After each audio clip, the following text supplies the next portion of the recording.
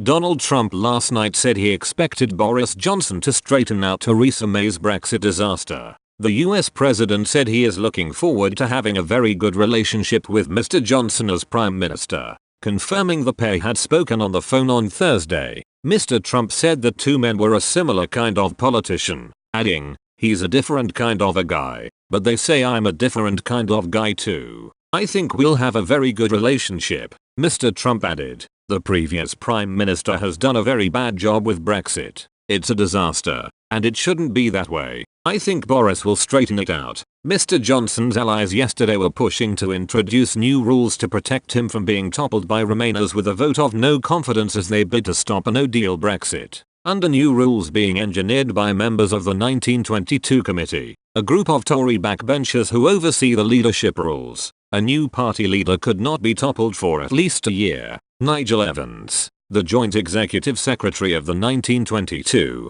said, "There is discussion within the 1922 as to whether we should change the rules. Change them to safeguard a new leader when they've been elected by the membership, that the new leader should be given at least a 12-month run before any challenges. Currently, Tory leaders who win a confidence vote enjoy a year's protection, such as Mrs. May last December, but this does not automatically extend to an incoming leader. This means that Mr. Johnson or his rival Jeremy Hunt could face a challenge as Tory leader within days of becoming PM. Mr. Evans added, as the current rules stand they, Tory MPs, can trigger an immediate confidence vote, but it would look really absurd. Mr. Johnson plans to ramp up Britain's plans for leaving the EU by turning the government's Brexit department into a ministry for no deal as he looks to transfer responsibility for crunch Brexit talks to the Cabinet Office. The Department for Exiting the EU, DEXU, will instead go full steam ahead to getting the country ready for a no-deal Brexit on the 31st of October.